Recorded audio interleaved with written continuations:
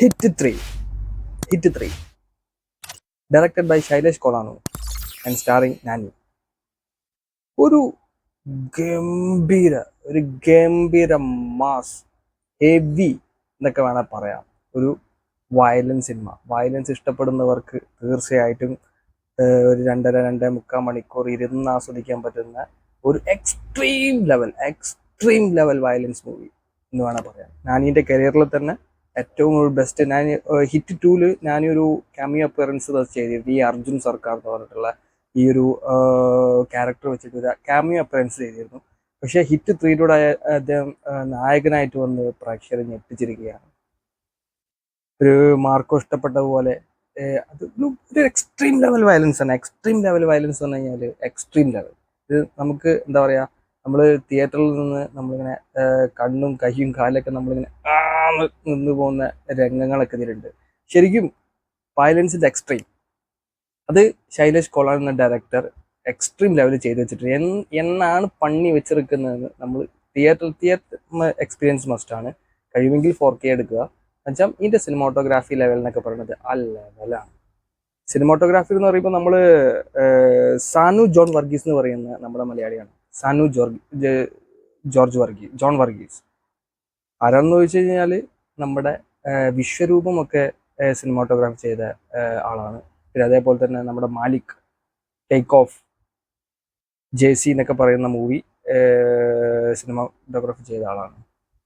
ഈ വിശ്വരൂപം തന്നെ മാത്രം മതി മൂപ്പയുടെ അദ്ദേഹത്തിൻ്റെ ഒരു ലെവൽ ഓഫ് അറ്റംപ്റ്റ് നോക്കണമെങ്കിൽ നമുക്ക് വിശ്വരൂപം എടുത്ത് നോക്കി കഴിഞ്ഞാൽ മതി അതിലെ ഒരു സംഭവം. അതേമാതിരി തന്നെ ഈ ഒരു ഹിറ്റ് 3-ലൂടെ അദ്ദേഹം എന്താണ് ചെയ്തു വെച്ചതെന്ന് ആ ഒരു പടം കണ്ട് എക്സ്പീരിയൻസ് ചെയ്യാം. നമുക്കിത് എങ്ങനെ നമുക്ക് എന്താ പറയുക ഒരു ഔട്ട്പുട്ട് നിങ്ങൾക്ക് തരാൻ പറ്റും, ഈ ഒരു റിവ്യൂയിലൂടെ തരാൻ പറ്റുമെന്ന് നമുക്കൊരു 30% പോലും നമുക്ക് ഔട്ട്പുട്ട് നമുക്ക് ഈ റിവ്യൂയിലൂടെ തരാൻ പറ്റില്ല. കാരണം ഈ ഒരു പടം കണ്ട് എക്സ്പീരിയൻസ് ചെയ്യേണ്ട പടമാണ്.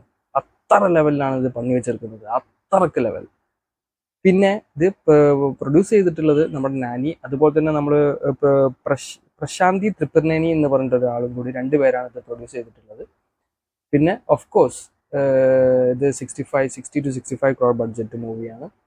ഇപ്പം തന്നെ ഈ ഒരു 2-3-4 ദിവസം കൊണ്ട് ഒരു 105 crore അടുത്ത് ബോക്സ് ഓഫീസ് നേടിക്കഴിഞ്ഞു. ഇത് മുമ്പോട്ട് പോകാന്നല്ലാതെ ഇത് താഴോട്ട് വരില്ല. കാരണം വെച്ചാൽ ഈ ഒരു പടം പ്രേക്ഷകർ എടുത്തു കഴിഞ്ഞു.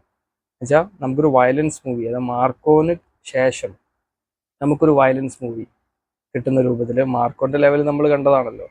അതിനേക്കാളും എന്ന് പറയാൻ പറ്റില്ല, അതിൻ്റെ വേറൊരു സ്റ്റൈൽ. മാർക്കോയിൽ നമ്മൾ ഒരു സ്ഥലം വരെ നമ്മൾ നമുക്ക് മനസ്സുകൊണ്ട് ഇതാക്കാൻ പറ്റാത്ത സീനുകളൊക്കെ ഉണ്ടായിരുന്നു. അതുക്കും മേലെ. പിന്നെ ഇതിൽ ആക്ട്രസ് വന്നിട്ടുള്ളത് ശ്രീനിധി ഷെട്ടി, നമ്മുടെ KGF ഫിലിം. എനിക്ക് പേഴ്സണലി ഭയങ്കര ഇഷ്ടപ്പെട്ടുള്ള ഒരു ആക്ട്രസ് ആണ് ശ്രീനിധി ഷെട്ടി. KGF-ൽ അധികമൊന്നും ചെയ്യാനില്ലെങ്കിലും അവർക്ക് ചെയ്യാൻ പറ്റുന്ന കാര്യങ്ങൾ ചെയ്തിട്ടുണ്ട്. അതുപോലെ തന്നെ ഈ ഒരു പടത്തിൽ കുറച്ചൊരു ലവ് ട്രാക്ക് ഉണ്ട്.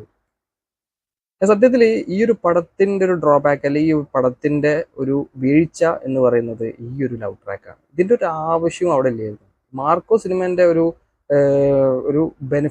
മാർക്കോ സിനിമേൻ്റെ ഒരു പൊട്ടൻഷ്യൽ എന്ന് പറയുന്നതാണ്. അവിടെ ലവ് ട്രാക്ക് ഇല്ല. ലവ് ട്രാക്ക് ഉണ്ടെങ്കിൽ കൂടി അത് ഉണ്ണിമുകുന്ദനുമായിട്ടുള്ള സംഭവമല്ല. അവിടെ ഒരു ലവ് സീൻ അല്ലെ ലവ് ട്രാക്ക് നമുക്ക് ഫീൽ ചെയ്യില്ല. Marco completely. പക്ഷേ ഈ ഒരു പടത്തിൽ ഒരാവശ്യവും ഇല്ലാത്ത ഒരു ലവ് ട്രാക്ക് ഇതിൽ കയറി വന്നത് എനിക്ക് ഭയങ്കര സഹനീയമായിട്ട് തോന്നി. പക്ഷേ അപ്പാർട്ട് ഫ്രം ദാറ്റ്, ഇപ്പം നമ്മൾ ആ ഒരു ലവ് ട്രാക്ക് ഒരു സീന് മാത്രം മാറ്റി വെച്ച് കഴിഞ്ഞാൽ ഈ പടം ഓവറോൾ ഒരു ഗംഭീര മൂവി തന്നെയാണ്. അതിൽ യാതൊരു സംശയവുമില്ല. അത് ഡയറക്ടർക്ക് സാധിച്ചിട്ടുണ്ട്. എന്താണോ ഡയറക്ടർ ഉദ്ദേശിച്ച കാര്യങ്ങൾ ഡയറക്ടർ അത് കൃത്യമായിട്ട് സാധിച്ചിട്ടുണ്ട്. അതുപോലെ തന്നെ അത് നാനി വൃത്തിയായിട്ട് പണി വെച്ചിട്ടുണ്ട്. വൃത്തിയായിട്ട് എന്നാ പണി വെച്ചിരിക്കുക യാറ്, അത്ര വൃത്തിയായിട്ട് ഞാനിത് കൈകാര്യം ചെയ്തിട്ടുണ്ട്. ഇതിൽ ഓരോരോ വൈൽഡ് സീക്വൻസ് കാര്യങ്ങളൊക്കെ ഉണ്ട്. ഒന്നും പറയാനില്ല. അതൊക്കെ ഹൈ എക്സ്ട്രീം ലെവലിൽ തന്നെ അത് ഔട്ട്പുട്ട് കൊടുത്തിട്ടുണ്ട് നാനി. പിന്നെ മ്യൂസിക് ആയാലും ഓവറോൾ ബെസ്റ്റാണ്. തിയേറ്റർ എക്സ്പീരിയൻസ് മസ്റ്റാണ്. ഒരു 4K തിയേറ്ററിൽ തന്നെ പോയി കാണുക. ഓവറോൾ ഒരു ഫാമിലി അഡൽട്ട് കണ്ടന്റ് ആണ്, 18 എബവ് ആണ്. അപ്പോൾ കുട്ടികളെ കൊണ്ടുപോകാതിരിക്കുക. 18+ കുട്ടികളെ മാത്രം കൊണ്ടുപോവുക. അതിൻ്റെ താഴോട്ടുള്ള കുട്ടികളെ കൊണ്ടുപോകാതിരിക്കുക. കുറച്ച് എക്സ്ട്രീം ലെവൽ വയലൻസ് ആണ്. അപ്പം അത്